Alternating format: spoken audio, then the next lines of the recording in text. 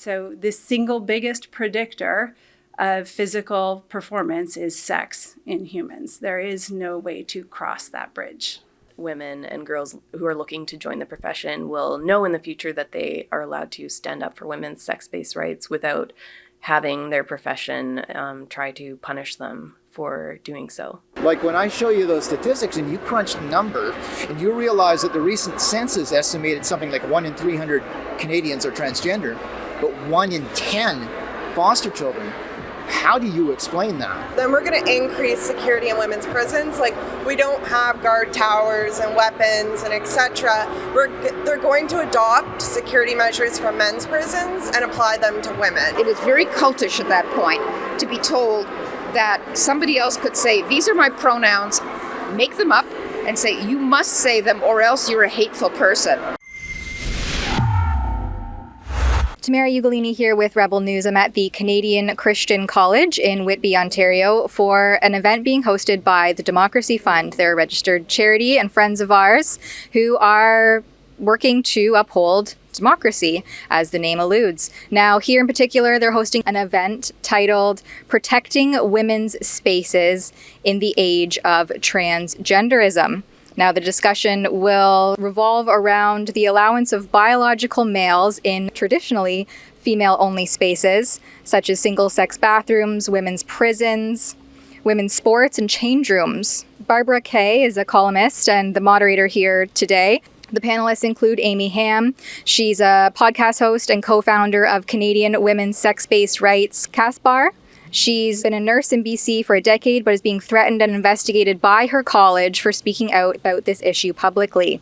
Kim Jones is another panelist. She's the mother of Ivy League swimmer who competed against transgender athlete Leah Thomas.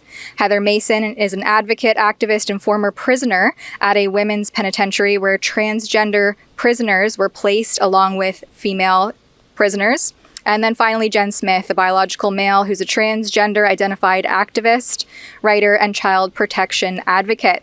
Now, I'm here to interview some of the attendees, but also some of the panelists. I'm a little obsessed with Title IX because I think that's very pivotal. It's very important. Yeah. So Title IX is the law in the United States that allows the protection of women. It gives women protection from sex-based discrimination in education. That means K through college. It was supposed to protect women's right to not face discrimination in any federally funded education institution. It wasn't enacted necessarily to protect sports or to open the doors of sports. It's 50 years old as of this summer. But what it did do, a byproduct of that legislation, was to open the doors of athletic opportunities for women. Something that you spoke of that I wasn't familiar with is this Title IX, a law in the United States. For our Canadian viewers, can you expand on what Title IX is and what's happened to it under the Biden administration? All right, Title IX was the law enacted in, I think it was 1972, that it provided a legal basis for women to fight sex-based discrimination in education. So that's the foundation of it. And now the Biden administration has unilaterally, not going through the legislative process that the original Title IX had to, rewritten it to erase all of the sex-based protections for women. So completely removing the original intent of the law, and now it is equating sex with gender identity, which allows males to opt into any of the protections that were previously ascribed for women.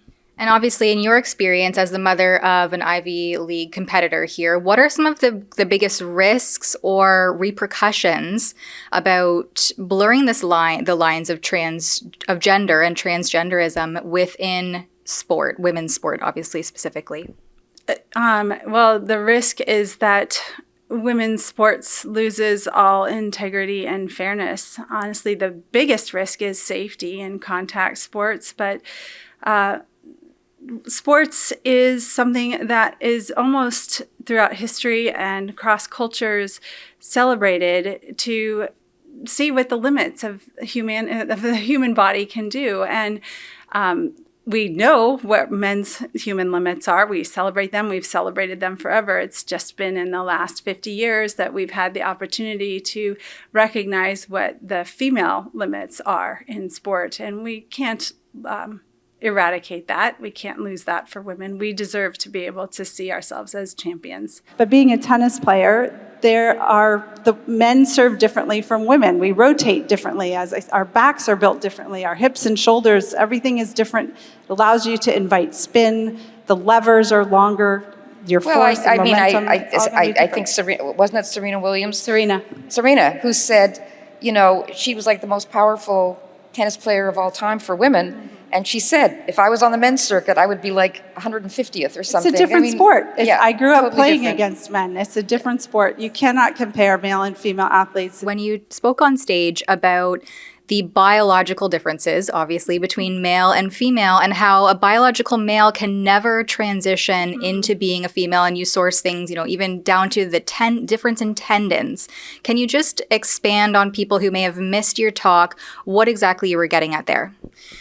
Well, the developmental pathway for males and females is antagonistic and totally different. So every cell in the body is sexed, and I believe the number of it's over 6,500 differences. And testosterone massively impacts male development in utero and early infancy, and then predominantly in adolescence, where you see an explosion of the difference in performance between males and females. But it impacts, as I said, our skeletal structure. It impacts our potential size. It impacts heart and lung. It impacts your muscle development and ligaments, tendons, as you said. It's not something we can undo. When we look at testosterone suppression, we are looking at how you impact the strength of a male and how that's influenced through testosterone.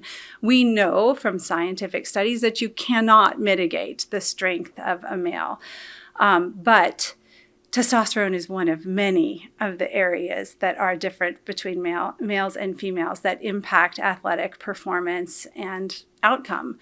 So the single biggest predictor of physical performance is sex in humans. There is no way to cross that bridge.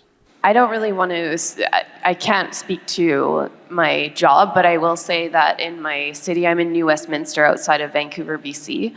My city council is quite woke. They've adopted self-ID policies, so anytime they renovate any building, they make gender neutral or universal bathrooms, there will be no more women's spaces. So Amy, thanks for being here, and especially at, potentially great personal sacrifice as you face investigation with your college. How do you think that the way that the college has handled your advocacy work, how will it affect women moving forward as they look to potentially being a nurse to be gainfully employed? I'm hoping that with the outcome of my hearing, however far it goes, it could go as far as the Supreme Court of Canada, will be positive, and that women and girls who are looking to join the profession will know in the future that they are allowed to stand up for women's sex-based rights without having their profession try to punish them for doing so. As a mother also, what do you think the biggest risks or repercussions are of transgenderism as it continues to infiltrate and sort of blur the lines of, obviously, gender identity? For children, the worst case scenario would be that, they're getting caught up in a social contagion and medicalized and put on a lifelong medical path when, in all likelihood, most of these kids are not trans. We have data from Canada showing that kids who are identifying as opposite genders, if they're just given the time to grow up and play how they would like, a lot of these children desist after puberty, like 88%, and many of them are gay children. So that's my main concern as a parent. The College of Nurses didn't want me to speak up at all. They tried to compel me not to, so I made a decision along with my legal team that I was going to go public. And I think that's an important point because I'm also someone who cares deeply about free speech. But if we want to win this fight to protect women's spaces, we have to be able to openly talk about what's happening and the way that institutions are trying to make examples of women for daring to stand up. That actually reminded me, one point in your talk that stood out to me was when you mentioned that institutions who are supposed to be the purveyors and upholders of science, that they should be the last to fall. Why do you think the college has taken this stance against something that's, scientific fact? It's really hard to say, and we're seeing this also happening in medical schools and colleges of physicians as well. I'm not sure exactly what the reason is. I just find it extremely dismaying. Thing is that I myself was a foster child. I went through the foster care system. I went through 6 different homes. And in that process, I learned what it is to be sort of a lonely, rejected child with no sense of identity. Being a foster child particularly sort of strips you of any sense of identity. So a lot of foster children, I think, are looking for a new identity and a better life, so they're identifying as this. As a former foster child myself, when you started to speak on that topic, that really started to resonate with me, how these vulnerable children are easily influenced by this ideology. Can you elaborate on why you think that is? Well, I mean, this is really just a matter of statistics, right? When you look at the numbers, it's hard to conclude anything else. I mean, I talked about the fact that I don't know what your experience was in foster care, but I went through multiple different homes, and that sort of, I was subject to abuse, and I was also bullied in high school and stuff like that. So I was really beaten down, and a lot of foster children are kind of beaten down by society, and they kind of have no sense of identity either. So they're looking for a better life. They're looking for a way to sort of fit into society, and if they're not happy with their existing identity, this idea of creating a new identity is very appealing to them. And then when we look at the statistics, like when I show you those statistics and you crunch the number and you realize that the recent census estimated something like 1 in 300 Canadians are transgender, but 1 in 10 foster children, how do you explain that? The way you explain that is these are vulnerable kids who are sort of falling for this ideology and going down this road that turns them into lifelong pharmaceutical customers. And I've been saying for years and had so much trouble getting an audience that we need to stop this and do an investigation. Like, I'm not going to say, maybe not as hardcore as I was because I've talked to so many transgender people over the years, so I'm not going to say knock it off completely. I think that there needs to be doctors need to be involved, the psychologists need to be involved, but we need to be far more cautious than we are right now, because 1 in 10, there is no way to come up with an explanation for that number other than it's vulnerable kids being, I would say, preyed upon. Or I would also say exploited. Yes. A woman that I was incarcerated with, she got up on stage in front of all the women who worked for the organization. She told them about how she was groomed and sexually harassed by a prolific serial pedophile when she was at Grand Valley. And the women in the room dismissed her. There were comments of, "You don't need a vagina to be a woman," and "I'm concerned about the transphobia in this room." They didn't take her seriously at all, and she left the stage crying. And it just blew my mind. These women are being paid to advocate for federally sentenced women. They're who we turn to when we have issues, and these women were turning their backs on us. How is transgenderism affecting women in prisons? Well, it's impacting us a lot, our safety, our security, our dignity, but also there's a risk of increased security in women's prisons. So not a lot of people are aware, but we used to have like one women's prison. It was like maximum security. It was built like men's prisons.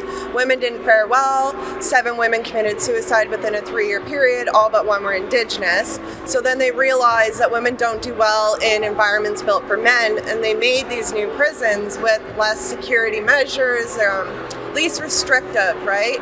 Where we got the cottages, we got the mother-child program. We have a lot of things that are different than men's prisons, and with these transfers into the women's prisons, there are a higher security risk, and they are more prone to escapes, etc. So then we're going to increase security in women's prisons. Like, we don't have guard towers and weapons and etc. They're going to adopt security measures from men's prisons and apply them to women. So there is an issue with that. One shocking number that you shared was that the percentage of transgendered inmates being transferred who are child molesters. Can you tell us a little bit about the data on that? Yeah, so it was at a stakeholders meeting with a former deputy commissioner for women, and she stated that 50% of the transfer requests that they received were actually from sex offenders, which, like I mentioned earlier, for context, like only 2% of women are incarcerated for sex offenses and 20% for men. So that overrepresents both women and men.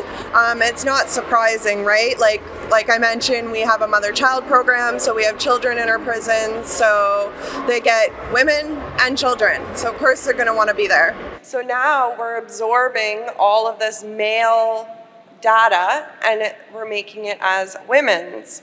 So it's completely changing and creates a false narrative of women's pathways to crime. And then speaking of the data, how is crime data being affected by this gender identity and self-IDing? So it's being manipulated because they're including the statistics from trans into the women's, which creates like a false narrative of women's crimes. It increases our dangerous offenders. So the data is used for sentencing, classification, reclassification, programming, etc. So when you start adopting and bringing in the trans stats, it makes women look like they have more sexual violence and more violence, and it impacts the way that we're classified. What are some tangible solutions there to, have transgendered males be accommodated in a male prison? So they could develop wings. They do have them in some provincial jails. So they could take a wing, so they can take an area from a men's prison, and because they have extra pods, ranges, etc., they can tailor this wing to meet the unique needs of transgendered people, needs that are different than women's, but also then they're separated from the males, but they still have access to all the amenities in that prison. But again, like I said, they don't want that because they're not being validated.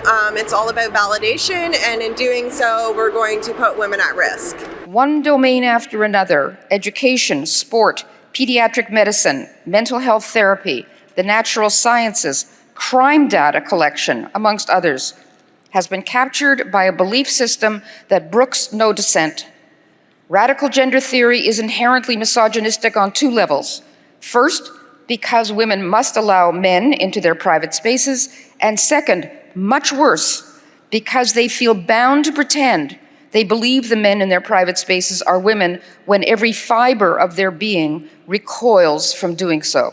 I have 5 granddaughters, and I'm thinking about them being caught up in this whole movement. I have one who's an elite hockey player for her age, and the thought of her having to play against guys. So it was sport in a way that, but I had already been very intrigued by what was happening because it made no sense. And anything that doesn't make sense is something that intrigues me as a journalist. And the more I learned about this movement, the more disturbing I found it. I found it disturbing what they were teaching young children, that they were teaching them not to trust in their own body, that their own body might betray them, and that wasn't really who they are. I could see immediately this is obviously girls who have no idea what's happening to them, but Reddit, Tumblr, everything was working to kind of drag them into this briar patch of really harmful stuff. Then you had the whole pronoun thing, and they were presenting it as something very benign. It was very cultish at that point to be told that somebody else could say, these are my pronouns, make them up, and say, you must say them or else you're a hateful person. So by that time, I was already, my dander was up, and this was obviously, I could see, an all-consuming passion for an awful lot of people. So it was a natural for me to get involved at a deeper level. One area that the Democracy Fund is fighting legally is the ArriveCan app. So we have launched a campaign at noarrivecan.com. And at that special website, we are crowdfunding legal defense for certain onboarded clients who will be represented through the Democracy Fund. And we are also featuring all of our reports on the subjects and the failures and the shortfallings and the potential charter infringements of the ArriveCan app at noarrivecan.com.